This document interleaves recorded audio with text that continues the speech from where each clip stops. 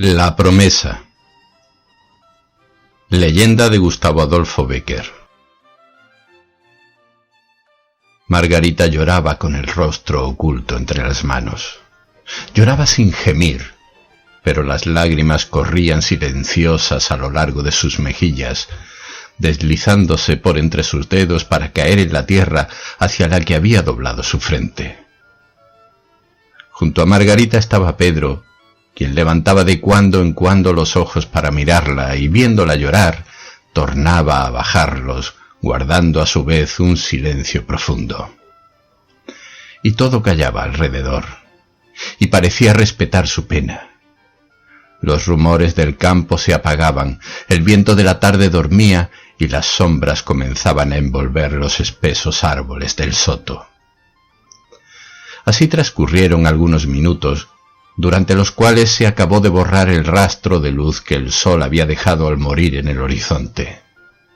La luna comenzó a dibujarse vagamente sobre el fondo violado del cielo del crepúsculo, y unas tras otras fueron apareciendo las mayores estrellas. Pedro rompió al fin aquel silencio angustioso, exclamando con voz sorda y entrecortada y como si hablase consigo mismo: «¡Es imposible! ¡Imposible!». Después, acercándose a la desconsolada niña y tomando una de sus manos, prosiguió con acento más cariñoso y suave: «Margarita, para ti el amor es todo, y tú no ves nada más allá del amor. No obstante, hay algo tan respetable como nuestro cariño, y es mi deber. Nuestro señor el conde de Gómara parte mañana de su castillo para reunir su hueste a las del rey don Fernando, que va a sacar a Sevilla del poder de los infieles, y yo debo partir con el conde. Huérfano oscuro, sin nombre y sin familia, a él le debo cuanto soy. Yo le he servido en el ocio de las paces, he dormido bajo su techo, me he calentado en su hogar y he comido el pan a su mesa. Si hoy le abandono, mañana sus hombres de armas, al salir en tropel por las poternas de su castillo, preguntarán maravillados de no verme: ¿dónde está el escudero favorito del conde de Gómara? Y mi señor callará con vergüenza, y sus pajes y sus bufones dirán en son de mofa: el escudero del conde no es más que un galán de justas, un lidiador de cortesía». Al llegar a este punto, Margarita levantó sus ojos llenos de lágrimas para fijarlos en los de su amante, y removió los labios como para dirigirle la palabra, pero su voz se ahogó en un sollozo.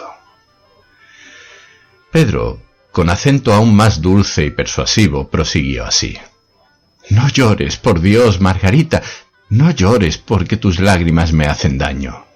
Voy a alejarme de ti, mas yo volveré después de haber conseguido un poco de gloria para mi nombre oscuro. El cielo nos ayudará en la santa empresa, conquistaremos a Sevilla, y el rey nos dará feudos en las riberas del Guadalquivir a los conquistadores. Entonces volveré en tu busca, y nos iremos juntos a habitar en aquel paraíso de los árabes, donde dicen que hasta el cielo es más limpio y más azul que el de Castilla. Volveré, te lo juro, volveré a cumplir la palabra solemnemente empeñada el día en que puse en tus manos ese anillo, símbolo de una promesa». «¡Pedro!», exclamó entonces Margarita, dominando su emoción y con voz resuelta y firme. Ve a mantener tu honra». Y al pronunciar estas palabras se arrojó por última vez en los brazos de su amante. Después añadió con acento más sordo y conmovido: «Ve a mantener tu honra, pero vuelve a traerme la mía». Pedro besó la frente de Margarita, desató su caballo, que estaba sujeto a uno de los árboles del soto, y se alejó al galope por el fondo de la alameda. Margarita siguió a Pedro con los ojos hasta que su sombra se confundió entre la niebla de la noche, y cuando ya no pudo distinguirle, se volvió lentamente al lugar donde le aguardaban sus hermanos. «Ponte tus vestidos de gala», le dijo uno de ellos al entrar, «que mañana vamos a Gómara con todos los vecinos del pueblo para ver al conde que se marcha a Andalucía». A mí más me entristece que me alegra ver irse a los que acaso no han de volver, respondió Margarita con un suspiro.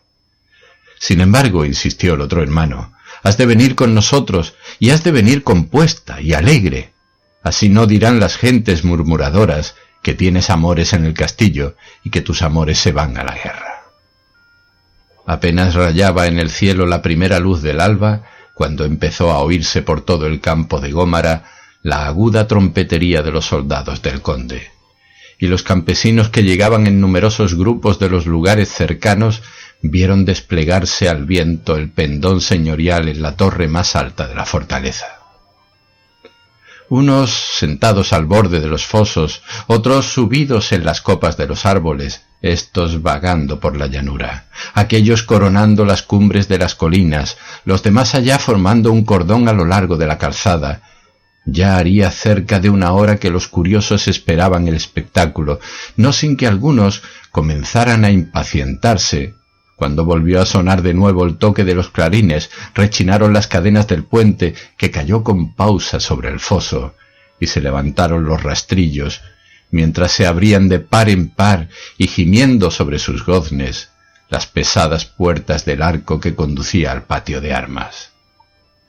La multitud corrió a agolparse en los ribazos del camino para ver más a su sabor las brillantes armaduras y los lujosos arreos del séquito del conde de Gómara, célebre en toda la comarca por su esplendidez y sus riquezas.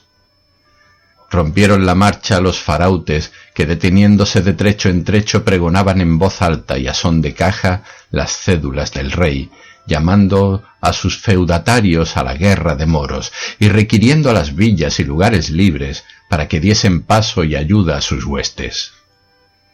A los farautes siguieron los heraldos de corte, ufanos con sus casullas de seda, sus escudos bordados de oro y colores y sus birretes guarnecidos de plumas vistosas. Después vino el escudero mayor de la casa, armado de punta en blanco, caballero sobre un potro morcillo, llevando en sus manos el pendón de rico hombre con sus motes y sus calderas, y al estribo izquierdo el ejecutor de las justicias del señorío, vestido de negro y rojo. Precedían al escudero mayor hasta una veintena de aquellos famosos trompeteros de la tierra llana, célebres en las crónicas de nuestros reyes por la increíble fuerza de sus pulmones. Cuando dejó de herir el viento el agudo clamor de la formidable trompetería, comenzó a oírse un rumor sordo, acompasado y uniforme. Eran los peones de la mesnada, armados de largas picas y provistos de sendas adargas de cuero. Tras estos no tardaron en aparecer los aparejadores de las máquinas, con sus herramientas y sus torres de palo, las cuadrillas de escaladores y la gente menuda del servicio de las acémilas. Luego, envueltos en la nube de polvo que levantaba el casco de sus caballos y lanzando chispas de luz de sus petos de hierro, pasaron los hombres de armas del castillo, formados en gruesos pelotones que semejaban a lo lejos un bosque de lanzas. Por último, precedido de los timbaleros, que montaban poderosas mulas con gualdrapas y penachos, rodeado de sus pajes que vestían ricos trajes de seda y oro, y seguido de los escuderos de su casa, apareció el conde.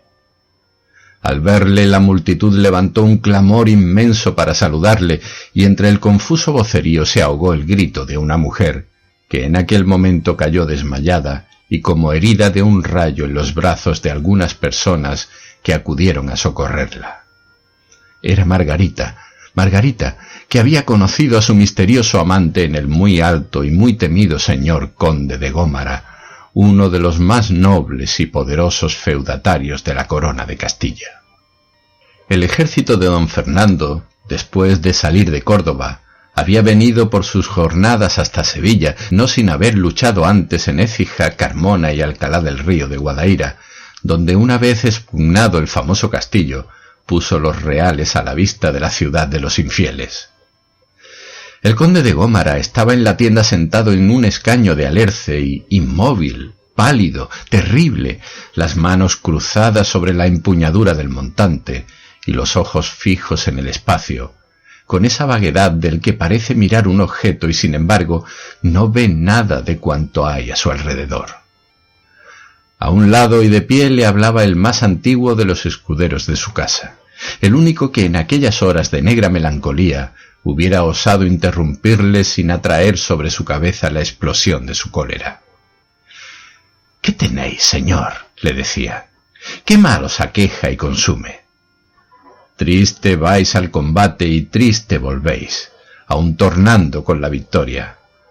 Cuando todos los guerreros duermen rendidos a la fatiga del día, os oigo suspirar angustiado, y si corro a vuestro lecho os miro allí luchar con algo invisible que os atormenta. Abrís los ojos y vuestro terror no se desvanece. ¿Qué os pasa, señor? Decídmelo. Si es un secreto, yo sabré guardarlo en el fondo de mi memoria como en un sepulcro». El conde parecía no oír al escudero. No obstante, después de un largo espacio y como si las palabras hubiesen tardado todo aquel tiempo en llegar desde sus oídos a su inteligencia, salió poco a poco de su inmovilidad y atrayéndole hacia sí cariñosamente, le dijo con voz grave y reposada: «He sufrido mucho en silencio.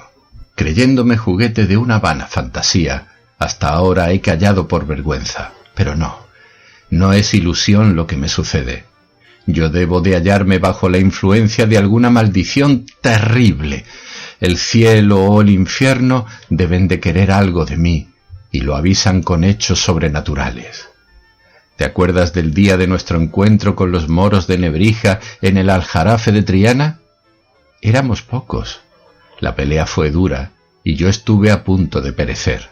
Tú lo viste. En lo más reñido del combate, mi caballo, herido y ciego de furor, se precipitó hacia el grueso de la hueste mora. Yo pugnaba en balde por contenerle. Las riendas se habían escapado de mis manos y el fogoso animal corría llevándome a una muerte segura. Ya los moros, cerrando sus escuadrones, apoyaban en tierra el cuenco de sus largas picas para recibirme en ellas. Una nube de saetas silbaba en mis oídos. El caballo estaba a algunos pies de distancia cuando... Créeme, no fue una ilusión.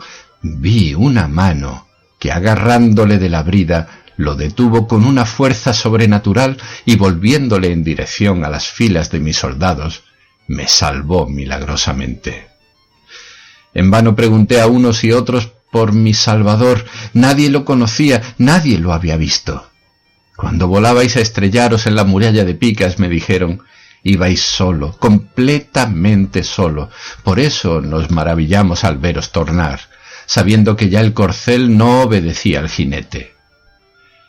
Aquella noche entré preocupado en mi tienda. Quería en vano arrancarme de la imaginación el recuerdo de la extraña aventura, mas al dirigirme al lecho torné a ver la misma mano, una mano hermosa, blanca hasta la palidez, que descorrió las cortinas, desapareciendo después de descorrerlas. Desde entonces, a todas horas, en todas partes, estoy viendo esa mano misteriosa que previene mis deseos y se adelanta a mis acciones. La he visto al expugnar el castillo de Triana, coger entre sus dedos y partir en el aire una saeta que venía a herirme.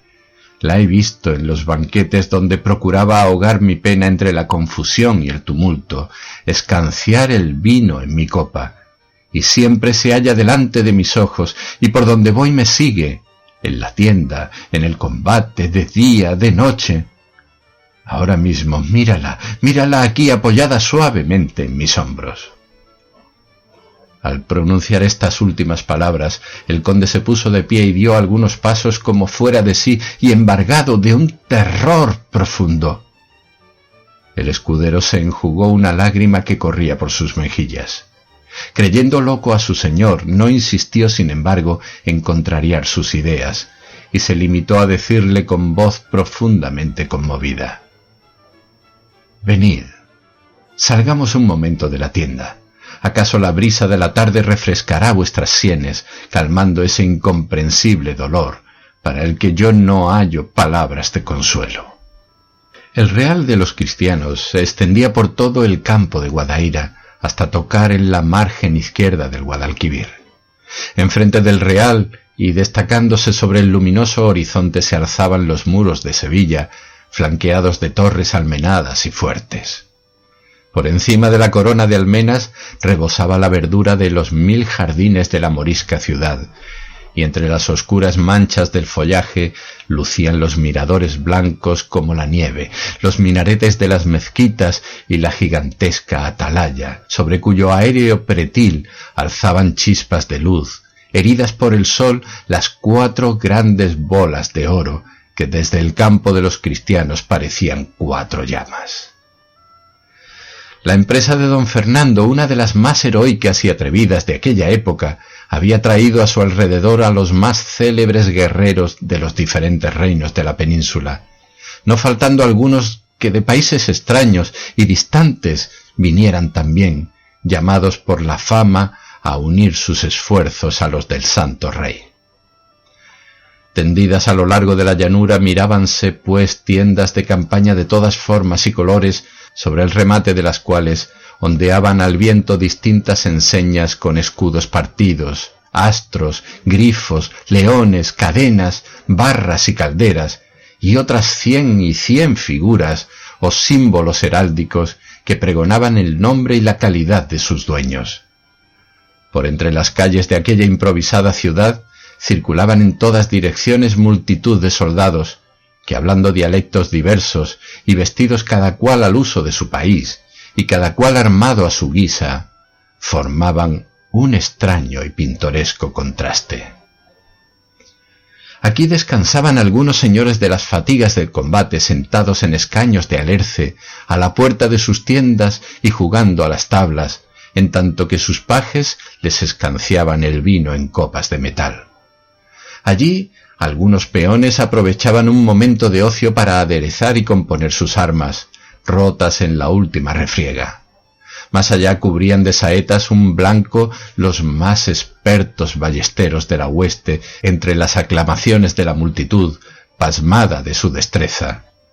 Y el rumor de los tambores, el clamor de las trompetas, las voces de los mercaderes ambulantes, el galopar del hierro contra el hierro, los cánticos de los juglares que entretenían a sus oyentes con la relación de hazañas portentosas, y los gritos de los farautes que publicaban las ordenanzas de los maestros del campo, llenando los aires de 1000 y 1000 ruidos discordes, prestaban a aquel cuadro de costumbres guerreras una vida y una animación imposibles de pintar con palabras.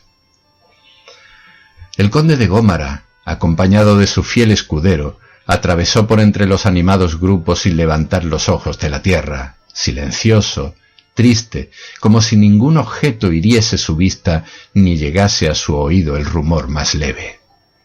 Andaba maquinalmente, a la manera que un sonámbulo, cuyo espíritu se agita en el mundo de los sueños, se mueve y marcha sin la conciencia de sus acciones, y como arrastrado por una voluntad ajena a la suya.